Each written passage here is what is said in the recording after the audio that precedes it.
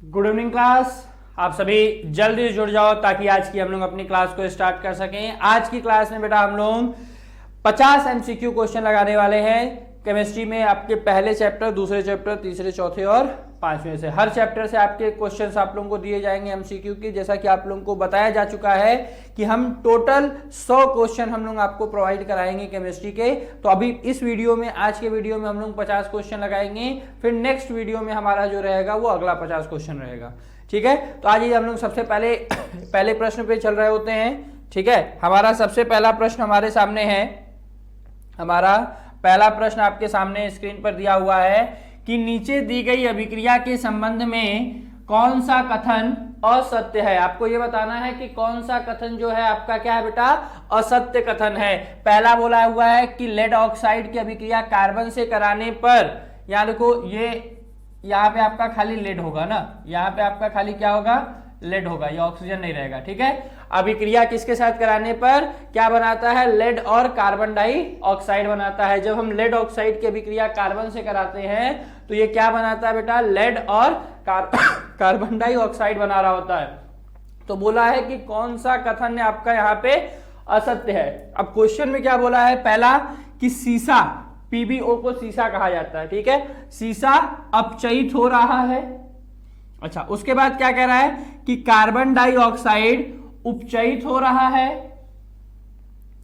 Carbon उपचयित हो रहा है, कार्बन जो है वो क्या हो रहा है बेटा, उपचयित हो रहा है। और चौथा क्या कह रहा है बेटा, लेड ऑक्साइड अपचयित हो रहा है। ठीक है, तो आप लोगों को अपचयन और उपचयन मालूम है।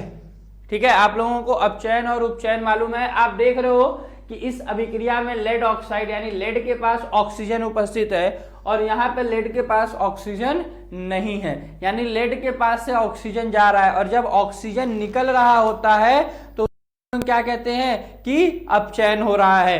तो लेड ऑक्साइड का अपचयन हो रहा है, ये बात आपका बिल्कुल सही है। यानी ये वाला जो ऑप्शन है आपका बिल्कुल सही है कि लेड ऑक्साइड का क्या हो रहा है, आपका अपचयन हो रहा है। उसके बाद क्या बोला जा रहा है कि कार्बन उपचयित हो रहा है। कार्बन उपचयित, अब देखो कार्बन के पास ऑक्सीजन आके जुड़ रहा है, कार्बन के पास ऑक्सीजन जुड़ रहा है, तो कार्बन के पास ऑक्सीजन जुड़ रहा है, यानी ये वाला भी कथन जो है आपका बिल्कुल सही है। ठीक है, अच्छा अगला क्या कह रहा है कि कार्बन डाइऑक्साइड उपचयित हो रहा है। तो यहाँ पे कार्बन डाइऑक्साइड उपचयित नहीं हो रहा है, यानी बी वाला कथन हमारा गलत है। और सीसा अपचयित हो रहा है, लेड ऑक्साइड जो है वो आपका क्या हो रहा है बेटा, अपचयित हो रहा है। तो लेड ऑक्साइड आपका अपचयित हो रहा है कि नहीं हो रहा है, बिल्कुल हो रहा है। ठीक है, पीबीओ जो है आपका वो अपचयित हो रहा है। ठीक, तो यहां पर आपका कौन सा ऑप्शन सही होगा, तो यहां पर ये भी जो है आपका, ये देखिए इसमें क्या कर रहा है कि कार्बन डाइऑक्साइड उपचयित हो रहा है। तो कार्बन डाइऑक्साइड में उपचयन हो ही रहा है आपका, क्यों, क्योंकि देखो कार्बन उपचयित हो रहा है। तो यहां पे कौन सा कथन सही हो जाएगा आपका, ऑप्शन में दिया है पहला और दूसरा, बी पहला और तीसरा। सीसा अपचयित हो रहा है और कार्बन उपचयित हो रहा है। सीसा अपचयित हो रहा है और कार्बन क्या हो रहा है बेटा, उपचयित हो रहा है। यानी यहाँ पे बी वाला ऑप्शन जो है आपका बिल्कुल सही होगा। यहाँ बी वाला जो ऑप्शन है आपका वो सही होगा। ठीक है, कि सीसा जो है यानी लेड ऑक्साइड जो है वो अपचयित हो रहा है और कार्बन जो है आपका वो उपचयित हो रहा है। ठीक है,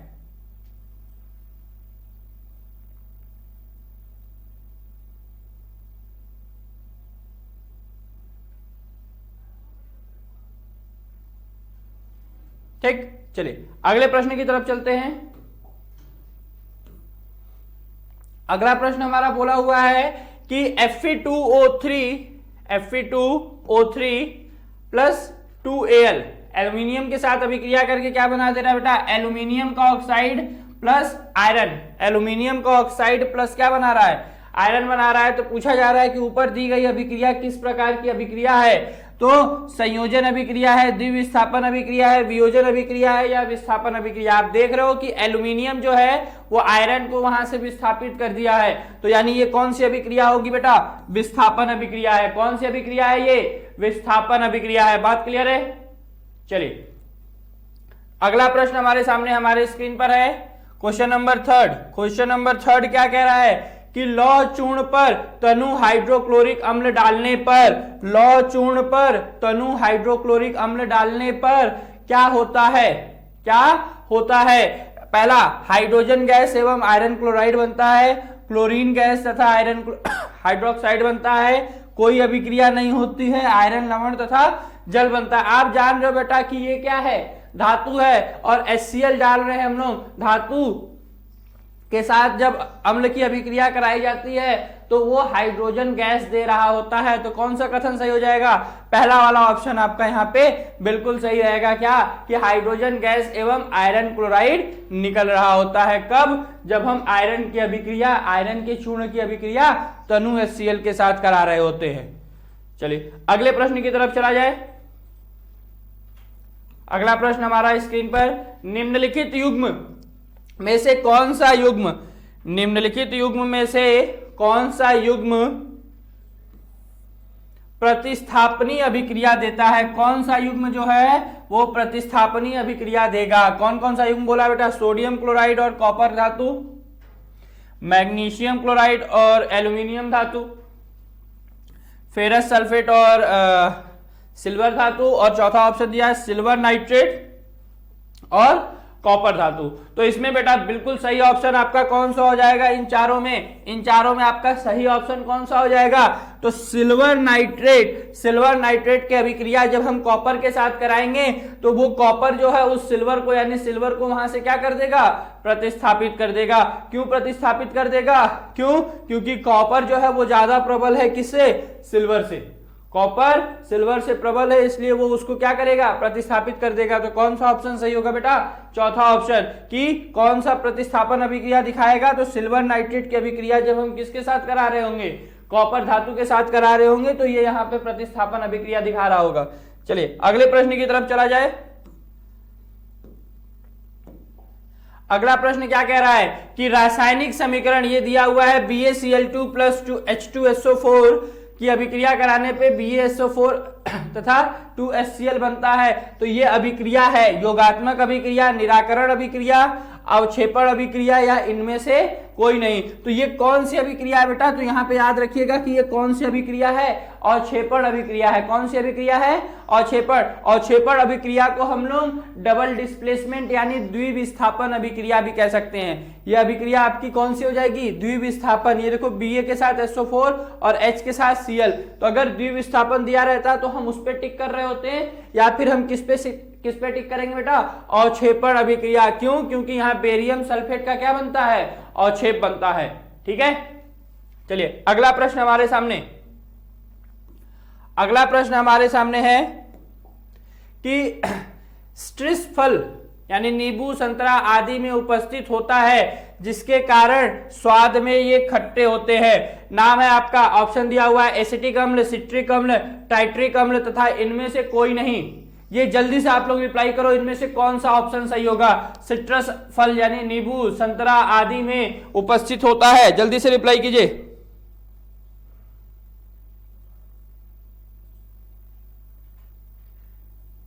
जल्दी से।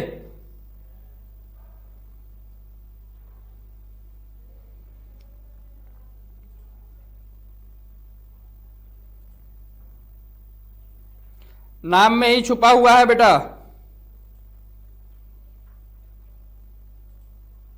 चलिए बिल्कुल सही जवाब आपका यहाँ पे क्या हो जाएगा? देखो नाम में ये सिट्रस फल, तो सिट्रस फल में कौन सा अम्ल उपस्थित होगा बेटा? सिट्रिक अम्ल। यानी जितने भी खट्टे फल होते हैं, नींबू, संतरा, जितने भी खट्टे फल आएंगे आपके, उन खट्टे फलों में आपका कौन सा, किसके कारण वो खट्टा होता है? तो सिट्रिक अम्ल के कारण खट्टा होता है। किसके कारण खट्टा होता है बेटा? सिट्रिक अम्ल के कारण खट्टा होता है। चलिए अगले क्वेश्चन पे चलता जाए।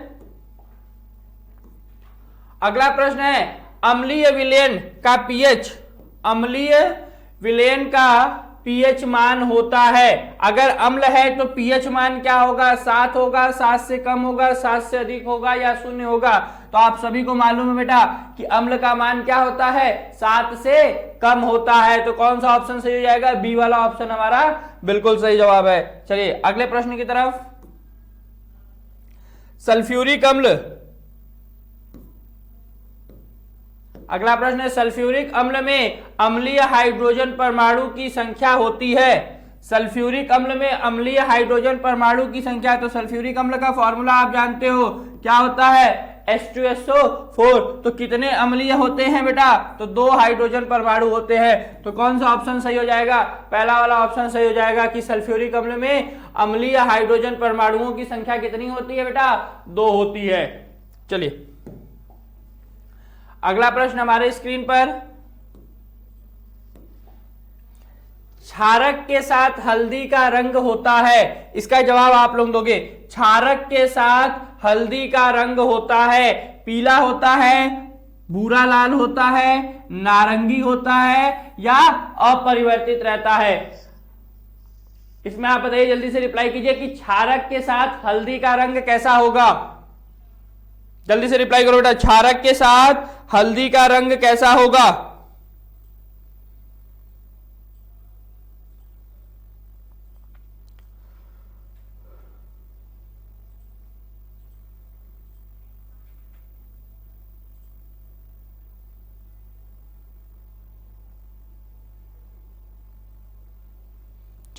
बिल्कुल सही जवाब आएगा। यहाँ पे क्या जवाब सही रहेगा इसमें कि भूरा और लाल होता है। जैसे ही हल्दी को क्षारक में मिलाया जाएगा या हल्दी में क्षारक को मिलाया जाएगा, कलर कैसा हो जाएगा, भूरा लाल हो जाएगा। अगला विक्रिया बेटा कि अगला क्वेश्चन है, सल्फर डाइऑक्साइड का जलीय विलयन होता है। सल्फर डाइऑक्साइड का जलीय विलयन कैसा होगा बेटा, आप ही बताइए। सल्फर डाइऑक्साइड है, सल्फर डाइऑक्साइड का जलीय विलयन कैसा होगा, जल्दी से रिप्लाई करो। Sulphur dioxide SO2, sulphur dioxide का जलीय विलयन कैसा होगा, जल्दी से रिप्लाई कीजिए। अम्लीय होगा, क्षारीय होगा, उदासीन होगा या फिर उभयधर्मी होगा।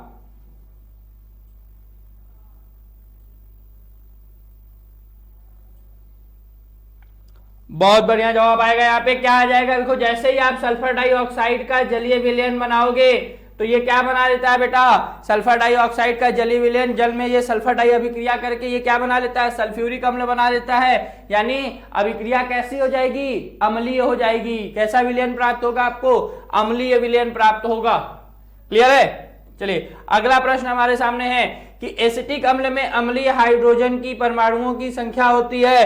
तो एसिटिक अम्ल में आप देखो तभी बता पाओगे, एसिटिक अम्ल में कितने हाइड्रोजन परमाणु होंगे ये आप तभी बता पाओगे जब आपको ये पता हो कि एसिटिक अम्ल का फॉर्मूला क्या होता है। तो एसिटिक अम्ल का फॉर्मूला होता है बेटा CH3COOH। अब हाइड्रोजन तो 4 है, लेकिन अम्लीय हाइड्रोजन परमाणु कितने होते हैं, तो वो केवल और केवल 1 होता है। तो कितने अम्लीय हाइड्रोजन परमाणु होंगे बेटा, तो 1 होता है। क्यों, क्योंकि जैसे ही आप इसको ब्रेक करोगे ये आपका CH3COO- और H+ में टूटेगा। तो जितना H+ देता है उतना ही आपका क्या होता है, अम्लीय हाइड्रोजन होते हैं। तो कितने अम्लीय हाइड्रोजन होंगे बेटा, 1 होगा। चलिए अगला क्वेश्चन है हमारे सामने, एसिटिक अम्ल।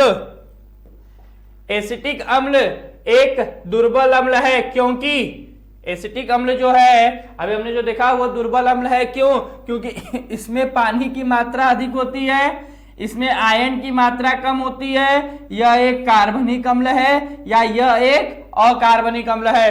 तो कौन सा ऑप्शन सही हो जाएगा बेटा, तो बी वाला ऑप्शन बिल्कुल सही रहेगा कि इसमें आयनन की मात्रा क्या होती है, कम होती है। ये केवल एक ही आयन में टूटता है, इसकी वजह से ये आपका क्या है, दुर्बल अम्ल है। एसिटिक अम्ल दुर्बल अम्ल क्यों होता है, क्योंकि ये केवल और केवल 1+ देता है, 1 H+ देता है, जिसकी वजह से इसको हम लोग क्या कहते हैं, दुर्बल अम्ल में आता है। कौन, एसिटिक अम्ल। क्लियर है। चलिए अगला प्रश्न, क्षारीय विलयन का पीएच है। क्षारीय विलयन, जाहिर सी बात है, अभी हम लोगों ने थोड़ी देर पहले देखा कि अम्लीय विलयन का पीएच क्या होता है, 7 से कम होता है। तो क्षारीय विलयन का पीएच क्या होगा बेटा, 7 से अधिक होगा। तो जैसे ही 7 से अधिक होगा तो वो विलयन क्या हो जाएगा, हमारा क्षारीय विलयन कहा जाएगा। अगला प्रश्न हमारे सामने, H2SO4 विलयन का पीएच मान। तो H2SO4 विलयन का पीएच मान 7 से कम होगा, पीएच मान क्या होगा आपका 7 से कम होगा, क्यों? क्योंकि वो अम्ल है। शुद्ध जल का पीएच होता है, शुद्ध जल उदासीन होता है, और उदासीन होने पे इनका पीएच कितना आता है बेटा? 7। आप लोगों को मालूम होगा शुद्ध जल का पीएच कितना होता है? 7 होता है।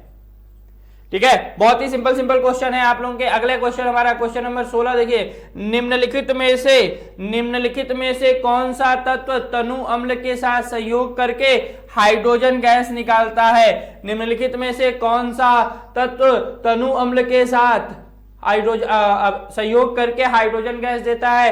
तो देखो बेटा, क्लोरीन, जिंक, सल्फर और तांबा, 4 ऑप्शन है। कोई जल्दी से रिप्लाई करे मुझे कि कौन सा ऑप्शन सही होगा? क्लोरीन देगा, तांबा देगा, जस्ता यानी जिंक देगा, या सल्फर देगा? निम्नलिखित में से कौन HCl के साथ अभिक्रिया करके हाइड्रोजन गैस देगा? जल्दी से।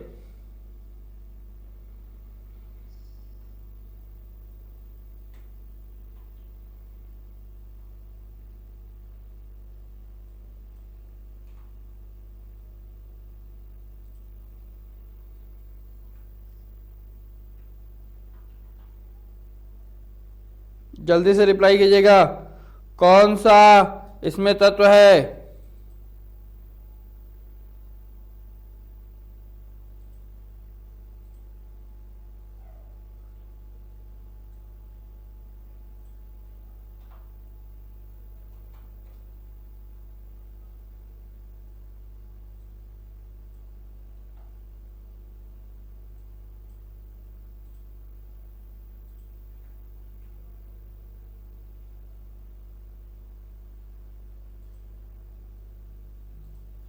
चलिए, तो कौन सा तत्व हो जाएगा? कह रहा है कि निम्नलिखित में से कौन सा तत्व तनु अम्ल के साथ संयोग करके हाइड्रोजन गैस निकालता है? तो बेटा देखो, क्लोरीन तो आपका नहीं देगा, सल्फर भी नहीं देगा। ठीक है, अब बात आ जाएगी जिंक और तांबे में। क्यों? क्योंकि ये दोनों अधातु हैं, तो अधातु नहीं धातु देता है। तो कौन सा देगा बेटा, जिंक या तांबा? तो बिल्कुल सही जवाब आपका यहाँ पे क्या होगा? जिंक जो है वो HCl के साथ अभिक्रिया करके जिंक क्लोराइड बनाता है। क्या बनाता है बेटा? जिंक क्लोराइड, और हाइड्रोजन गैस रिलीज हो रही होती है। चलिए, अगला प्रश्न हमारे सामने है कि निम्नलिखित में से कौन सी धातु जल के साथ सामान्य ताप पर क्रिया करती है? इसमें से कौन सी धातु सामान्य ताप पर जल के साथ अभिक्रिया करती है? जल्दी से रिप्लाई कीजिएगा। कॉपर, एल्यूमिनियम, सभी धातु हैं, सब करेगा, लेकिन बताना यह है कि सामान्य ताप पर कौन अभिक्रिया कर लेता है? कॉपर, सोडियम, एल्यूमिनियम या मैग्नीशियम? जल्दी से रिप्लाई करो, कौन सी धातु सामान्य ताप पर जल के साथ अभिक्रिया करती है? आप सभी लोगों को नाम मालूम होगा।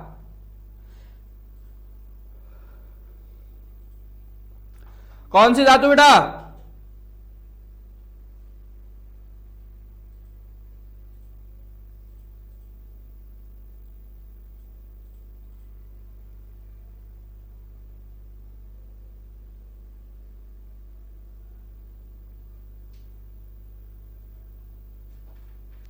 कौन सी धातु? आपका सोडियम। क्यों? क्योंकि आप जानते हो कि जैसे ही आप सोडियम को एटमॉस्फेयर के संपर्क में लाओगे या पानी के संपर्क में लाओगे तो उसमें आग लग जाती है। तो कौन सी धातु सामान्य ताप पर अभिक्रिया करती है? सोडियम। कौन सी धातु बेटा? सोडियम कर रही होती है। चलिए, अगला प्रश्न हमारे सामने है कि अधातु है, इसमें से कौन अधातु है? तो बिना देखे आप बता दोगे कि कौन अधातु है इसमें बेटा। तो फ्लोरीन जो है, यहाँ पे फ्लोरीन जो है हमारा, वो क्या है? अधातु है।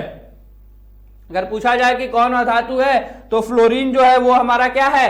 अधातु है। अगली अभिक्रिया है हमारी कैल्शियम फॉस्फेट का सूत्र होता है।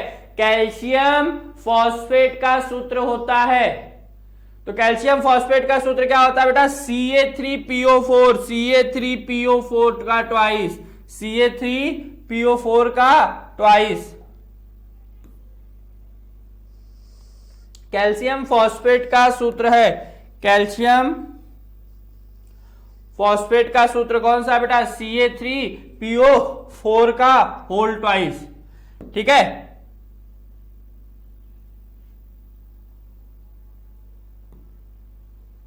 चलिए अगली अभिक्रिया। अगला क्वेश्चन हमारे पास है कि ठंडे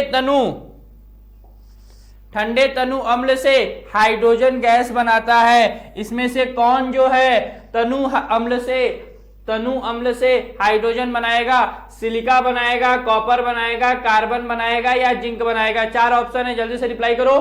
कौन सा जो है ठंडे तनु अम्ल के साथ बनाएगा? अभी थोड़ी देर पहले ही मैंने बताया हुआ है बेटा। कौन सा बनाएगा? जिंक। बहुत ही बढ़िया जवाब। कौन सा बनाएगा बेटा? जिंक बनाएगा। क्यों बनाएगा? क्योंकि अभी मैंने आपको थोड़ी देर पहले बताया कि जिंक की अभिक्रिया तनु अम्ल कोई भी ले लो, हमने करा दिया H2SO4 के साथ, तो ये क्या बना लेगा? जिंक सल्फेट बना लेगा और साथ ही साथ आपको क्या दे देगा? हाइड्रोजन गैस दे देगा। तो क्वेश्चन पूछा है कि ठंडे तनु अम्ल के साथ कौन बनाएगा बेटा? तो जिंक। कौन सा ऑप्शन सही होगा इसमें? जिंक। चलिए अगले प्रश्न की तरफ चलते हैं। अगला प्रश्न हमारा क्या है? अम्ल से हाइड्रोजन हटाने वाला धातु है। अम्ल से हाइड्रोजन हटाने वाला, फिर से देखिए क्वेश्चन आ गया। अभी थोड़ी देर पहले मैंने बताया था। कौन सा ऑप्शन सही होगा इसमें? जिंक। जिंक जो है वो अम्ल से हाइड्रोजन को क्या कर देता है? विस्थापित कर देता है। ठीक है, चलिए अगले क्वेश्चन की तरफ चला जाए। अगला क्वेश्चन हमारा है हमारे स्क्रीन पर। निम्न में से कौन सा तत्व धात्विक है?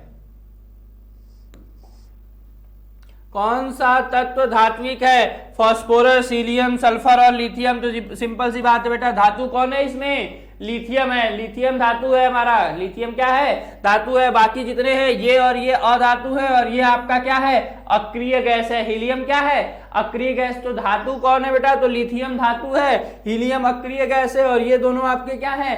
अधातु हैं। क्या है बेटा? अधातु हैं। चलिए अगला प्रश्न हमारे सामने हमारे स्क्रीन पर। निम्नलिखित में से कौन सी धातु अम्ल से हाइड्रोजन विस्थापित करती है? अब यहाँ पे ऑप्शन चेंज है, इस बार आप बताइए। इस बार जिंक ऑप्शन में नहीं है, तो जल्दी से मुझे रिप्लाई करिए कि कौन सा। अभी तक तो जिंक था, तो आप लोग जिंक समझ गए थे। अब ऑप्शन चेंज हो गया है, मैग्नीशियम, कॉपर, प्लेटिनम और मरकरी। निम्नलिखित में से कौन सी धातु हाइड्रोजन विस्थापित करती है? जल्दी से रिप्लाई कीजिएगा।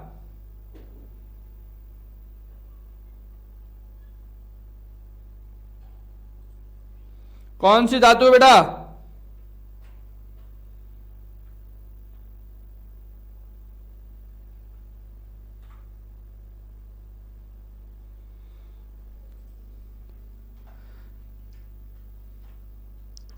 चलिए कौन सी धातु हो जाएगी बेटा? मैग्नीशियम। मैग्नीशियम जो है वो आपका क्या करेगा? हाइड्रोजन को विस्थापित करेगा। क्यों करेगा विस्थापित? क्यों विस्थापित करेगा? ये बात देखिए जानिए। अभी आप लोग लगातार 4-5 क्वेश्चन देख चुके हो। इन 4-5 क्वेश्चन में आपको एक चीज अगर आपको पता रहेगी बेटा, तो ऐसे क्वेश्चन अगर आपके आ गए कि कौन विस्थापित करेगा और कौन विस्थापित नहीं कर रहा होगा, तो वो बहुत आराम से क्लियर हो जाएगा। कब? जब आप जो सक्रियता श्रेणी बताई गई है आपको एलिमेंट की, तत्वों की, वो आपको याद होगा। तो आप जानते हो कि हाइड्रोजन से मैग्नीशियम जो है हाइड्रोजन से ऊपर होता है सक्रियता श्रेणी में। तो सब सक्रियता श्रेणी में हाइड्रोजन मैग्नीशियम जो है वो हाइड्रोजन से ऊपर होने के कारण उसको विस्थापित करेगा। बाकी सब जो है वो नीचे होते हैं। ठीक है, अगला प्रश्न हमारे सामने है कि निम्नलिखित में से कौन सी धातु अम्ल से हाइड्रोजन विस्थापित नहीं करेगी? कौन से धातु? तो सिंपल सी बात है बेटा, अभी थोड़ी देर पहले मैंने बताया कि कौन सी धातु, कॉपर जो है वो विस्थापित नहीं करेगा। क्यों? क्योंकि सक्रियता श्रेणी में ये हाइड्रोजन से नीचे होती है, बाकी सभी हमारे हाइड्रोजन से ऊपर होते हैं। चाहे वो मैग्नीशियम की बात हो, आयरन की बात हो, जिंक की बात हो, ये सभी आपकी सक्रियता श्रेणी में ऊपर होते हैं, तो ये सभी विस्थापित करेंगे। लेकिन कॉपर जो है वो विस्थापित नहीं कर रहा होगा। चलिए अगला क्वेश्चन नंबर 25। तांबे का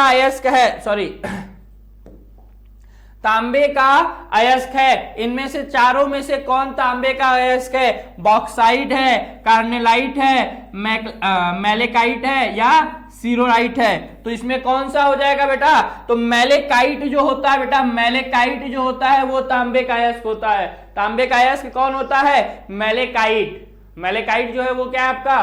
तांबे का अयस्क है। चलिए अगले प्रश्न की तरफ।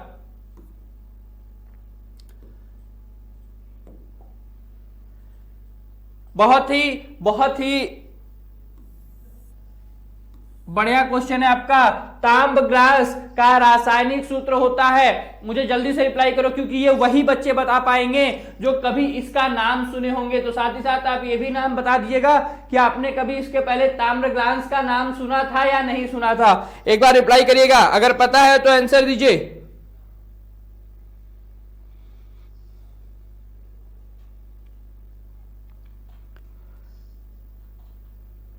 जल्दी से बेटा।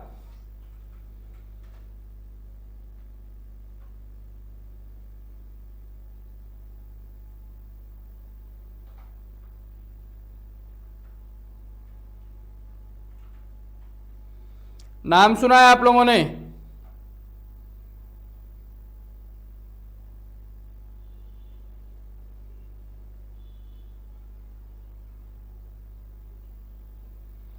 चलिए तो कौन सा हो जाएगा बेटा? कॉपर सल्फाइड CuS जो होता है बेटा वो ताम्र ग्लास का फॉर्मूला होता है। ताम्र ग्लास का रासायनिक सूत्र क्या होता है? Cu2S होता है। ठीक है, अगला प्रश्न हमारे सामने हमारे स्क्रीन पर है। क्लोराइड अयस्क का उदाहरण है, क्लोराइड अयस्क का उदाहरण है बॉक्साइड, मैलेकाइट, सिडराइट या फिर हॉर्न सिल्वर। तो कौन सा हो जाएगा बेटा?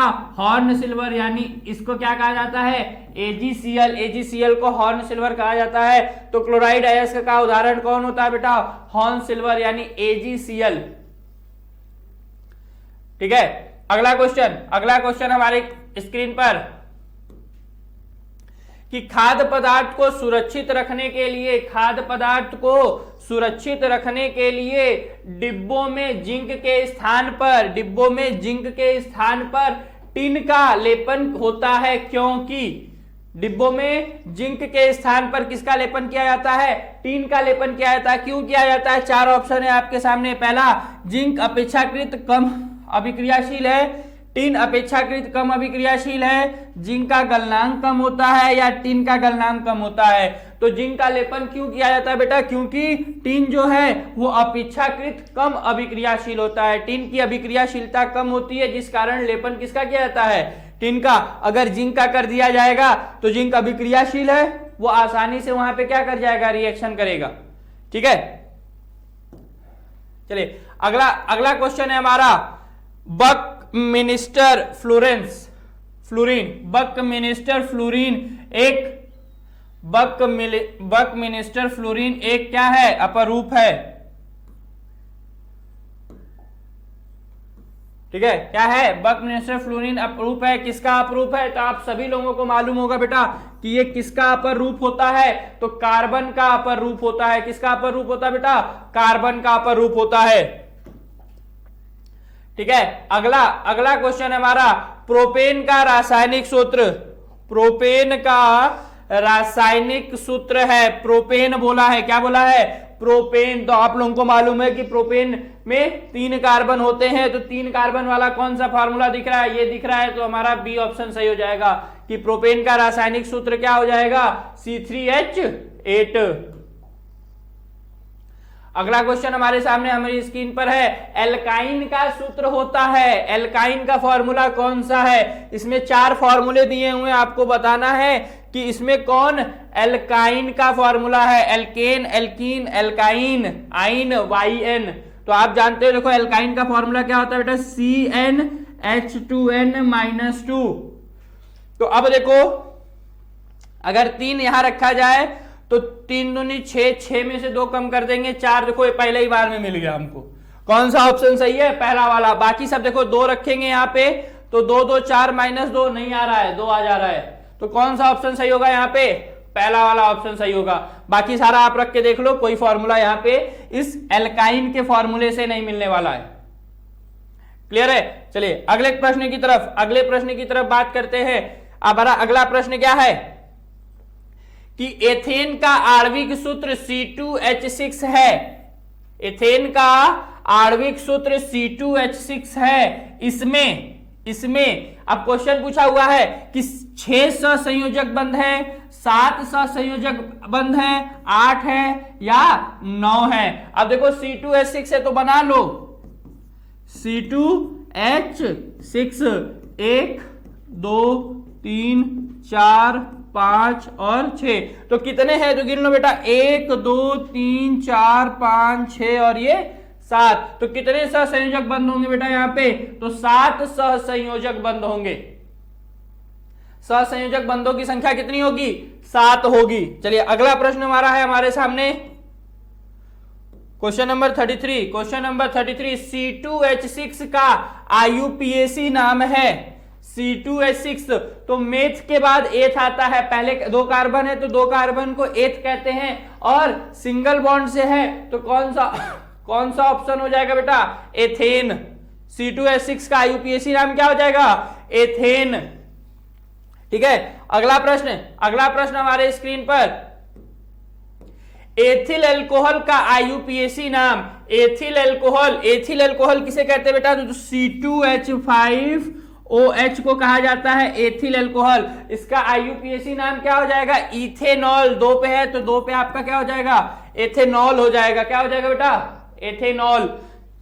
ठीक है, अगला प्रश्न हमारे सामने हमारे स्क्रीन पर है कि निम्नलिखित में से किस यौगिक में OH एक क्रियात्मक समूह है? इसमें किसमें आपका क्रियात्मक समूह के रूप में OH लगा हुआ है? ब्यूटेनोन, ब्यूटेनोइक अम्ल, ब्यूटेनल या ब्यूटेनॉल? तो ब्यूटेनॉल ऑल आ रहा है ना बेटा, तो किसमें लगा होगा? ब्यूटेनॉल। अगला प्रश्न हमारे सामने है कि अल्कोहल की विहाइड्रोजनीकरण द्वारा प्राप्त होता है। अगर हम अल्कोहल का क्या कराएं? विहाइड्रोजनीकरण कराएं तो हमको क्या मिलेगा? क्वेश्चन है बेटा, ऑप्शन दिया हुआ है, अम्ल, एस्टर, एल्डिहाइड या एमीन मिलेगा। जल्दी से रिप्लाई करिए कि इसमें से आपको क्या मिलेगा।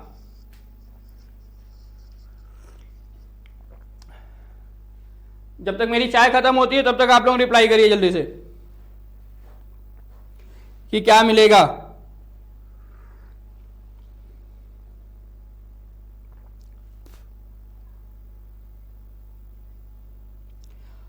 अम्ल, एस्टर, एल्डिहाइड या एमीन?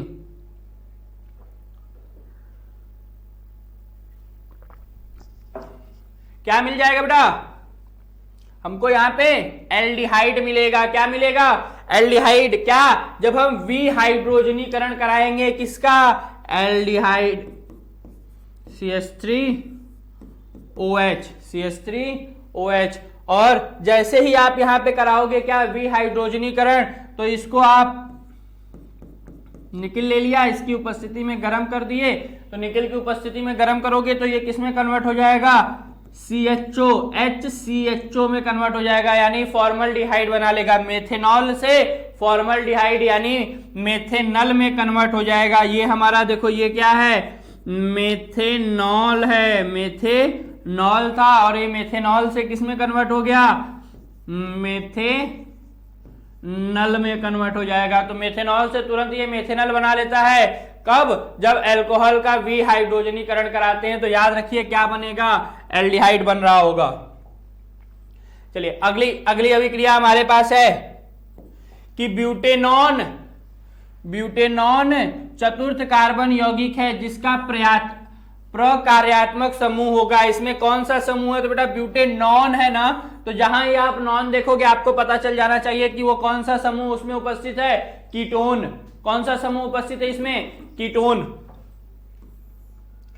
चलिए अगली अभिक्रिया हमारे सामने, अगला क्वेश्चन हमारे सामने है कि दिए गए कार्बनिक यौगिकों में कीटोनिक प्रकार्यात्मक समूह उपस्थित है। कीटोनिक किसमें उपस्थित है बेटा? यहां देखो COOH, यहां पे देखो 3 होगा, यहां 3 होगा। ठीक है, CH3COH, CH3CH2OH, CH3CO, तो ये हमारा जो है बेटा कीटोनिक ग्रुप है। अगर आप इसको ओपन करके लिखो तो इसको कुछ इस तरीके से लिखा जाता है। कैसे लिखा जाता है? कुछ इस तरीके से। तो CH3CO हमारा क्या होता है? कीटोनिक ग्रुप होता है। और इसको हम कहते क्या है? इसका नाम मुझे जल्दी से आप लोग रिप्लाई करो तो। इस कीटोनिक ग्रुप को क्या कहा जाता है? कितने लोगों को मालूम है कि इसको हम लोग एसीटोन कह रहे होते हैं? जल्दी से रिप्लाई कीजिएगा, किसको किसको किसको पता है कि इसको हम लोग एसीटोन कहते हैं? ठीक है, अगला क्वेश्चन है आधुनिक आवर्त वर्गीकरण का आधार है, जो मॉडर्न है हमारा, उसमें किसके आधार पर बताया गया? परमाणु भार, संयोजकता, रासायनिक क्रियाशीलता या परमाणु क्रमांक? तो बच्चे बच्चे को पता है, बच्चे बच्चे को पता है कि हमारी जो पीरियोडिक टेबल है उसकी आधुनिक पीरियोडिक टेबल जो है वो किसके बेस पे है बेटा? परमाणु क्रमांक के आधार पर है। किसके आधार पर दी गई है? परमाणु क्रमांक के आधार पर दी गई है। चलिए अगला क्वेश्चन, क्वेश्चन नंबर 14, निरूपक तत्व है। अब बहुत ही ध्यान से बताइएगा मुझे कि इसमें से कौन सा तत्व निरूपक है। इसका जवाब आप लोग दोगे सोडियम, पोटेशियम, स्कैंडियम या हीलियम। इन चारों में से कौन सा तत्व निरूपक तत्व है? जल्दी से रिप्लाई करो।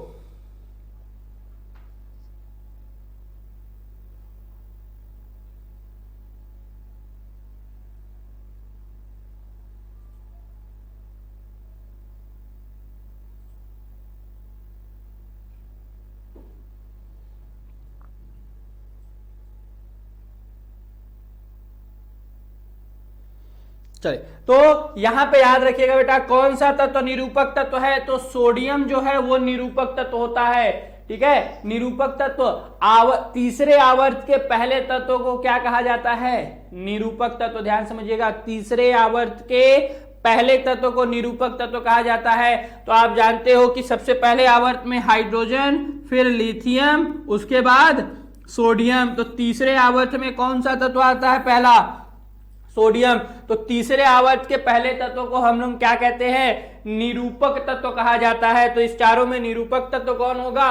सोडियम। कौन सा तत्व निरूपक हो जाएगा बेटा? सोडियम। चलिए अगला क्वेश्चन हमारे सामने, यूरेनियम है। यूरेनियम है, तो यूरेनियम आप जानते हो कि सिंबल इसका क्या होता है? यू होता है। तो यूरेनियम क्या है बेटा? क्षार धातु, अधातु, स्थायी तत्व या अंतः संक्रमण धातु। तो बिल्कुल सही जवाब यहाँ पे क्या हो जाएगा? यूरेनियम जो है वो अंतः संक्रमण धातु है। क्या है? अंतः संक्रमण धातु है। चलिए अगला क्वेश्चन हमारे सामने, हमारे स्क्रीन पर अगला क्वेश्चन, सर्वाधिक धन विद्युतीय तत्व है। सबसे ज्यादा धनात्मकता इसमें किसमें होगी? एल्यूमिनियम, पोटेशियम, सोडियम या फ्लोरीन में? तो बिल्कुल सही जवाब यहाँ पे है, सबसे अधिक धनात्मकता किसकी होगी? सोडियम सबसे ज्यादा धन विद्युतीय तत्व है। और सबसे सर्वाधिक ऋण विद्युतीय पूछा होता है यहाँ पे, तो कौन सा हो जाता बेटा? फ्लोरीन। सबसे अधिक धन विद्युतीय सोडियम, सबसे अधिक ऋण विद्युतीय फ्लोरीन। चलिए अगला प्रश्न हमारे सामने है, आवर्त सारणी में बाएं से दाएं की ओर जाने पर, कहां से कहां जाने पर? बाएं से दाएं की ओर जाने पर प्रवृत्तियों के बारे में कौन सा कथन असत्य है? चारों में से कौन सा कथन असत्य है? तो पहला कह रहा है कि तत्वों की धात्विक प्रकृति घटती है। तो बिल्कुल सही जवाब है, बाएं से दाएं जाएंगे तो तत्वों की धात्विक प्रवृत्ति घट रही होती है क्योंकि उधर अधातु होते हैं। अच्छा, संयोजी इलेक्ट्रॉनों की संख्या बढ़ रही होती है। बिल्कुल सही जवाब है, यानी अंतिम कोषों में इलेक्ट्रॉनों की संख्या क्या हो रही होती है? बढ़ रही होती है। अच्छा, परमाणु आसानी से इलेक्ट्रॉन त्याग कर सकते हैं, इनका ऑक्साइड अधिक अम्लीय होता है। तो इनका ऑक्साइड अधिक अम्लीय होता है, यह भी बिल्कुल सही जवाब है। अब परमाणु आसानी से इलेक्ट्रॉन त्याग सकते हैं, तो सबसे गलत जवाब हमारा यही है। मतलब इन चारों में कथन कौन सा गलत है? तीसरा कथन गलत है। क्यों? क्योंकि जब हम बाएं से दाएं जाते हैं तो आपको मालूम बेटा परमाणु आकार कम होता है, और आकार कम होने की वजह से आयनन विभव कम हो जाता है, आयनन विभव का मान अधिक हो जाता है, तो इलेक्ट्रॉन निकालने में ऊर्जा अधिक लगानी होगी। यहां क्या बोला है कि आसानी से त्याग सकते हैं, तो यहां पे कौन सा ऑप्शन सही हो जाएगा? मतलब कौन सा कथन गलत है? तो तीसरा कथन जो है वो हमारा गलत है यहां पे। चलिए अगले प्रश्न की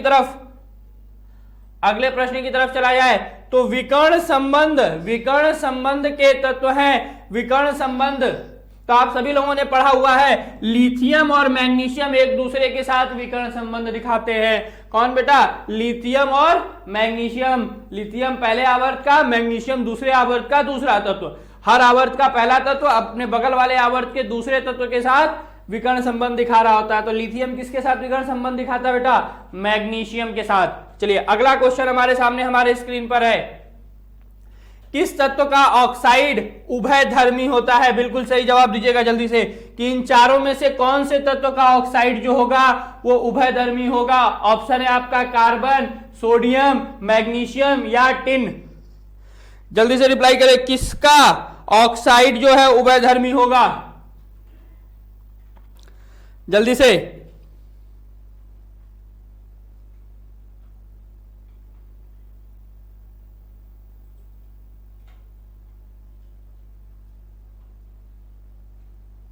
कौन सा बेटा?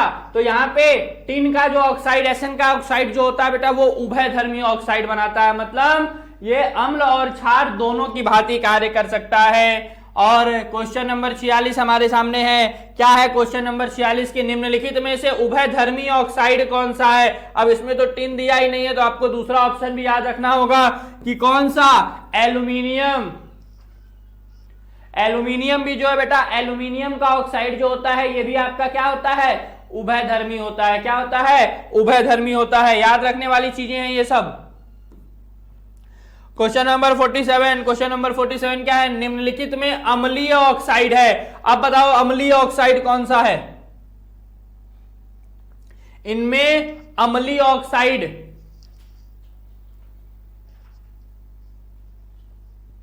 जल्दी से रिप्लाई करो।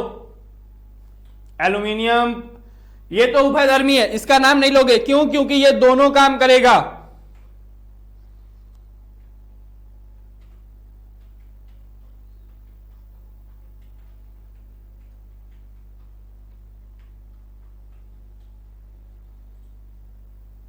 ठीक है, तो कौन सा अम्लीय ऑक्साइड हो जाएगा बेटा? तो फास्फोरस। क्यों? क्योंकि धातुओं के ऑक्साइड जो होते हैं वो क्षारीय होते हैं। तो ये भी देखो धातु है, ये भी धातु है, ये एल्यूमिनियम तो उभयधर्मी है, तो इसका तो बात ही नहीं करना है।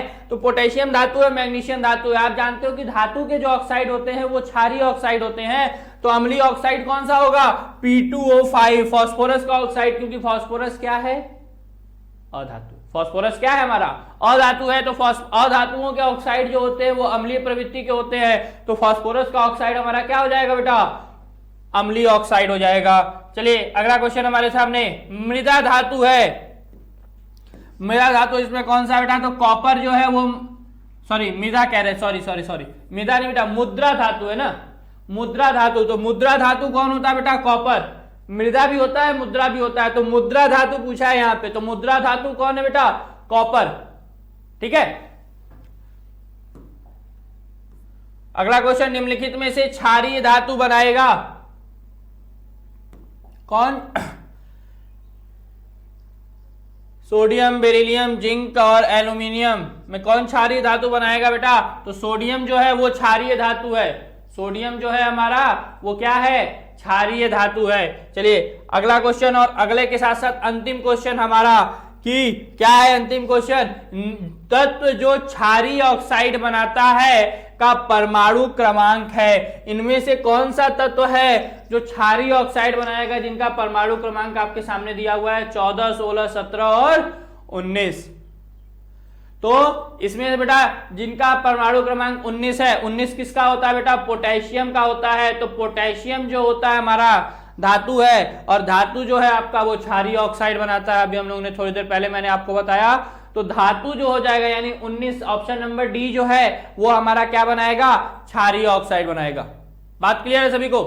तो आज के इस क्लास के जो 50 क्वेश्चन थे वो हमारे हो चुके हैं। इसके अगले 50 क्वेश्चन जो है हम लोग बेटा अगले वीडियो में हम लोग देखेंगे। तो आज के लिए इतना ही। Thank you.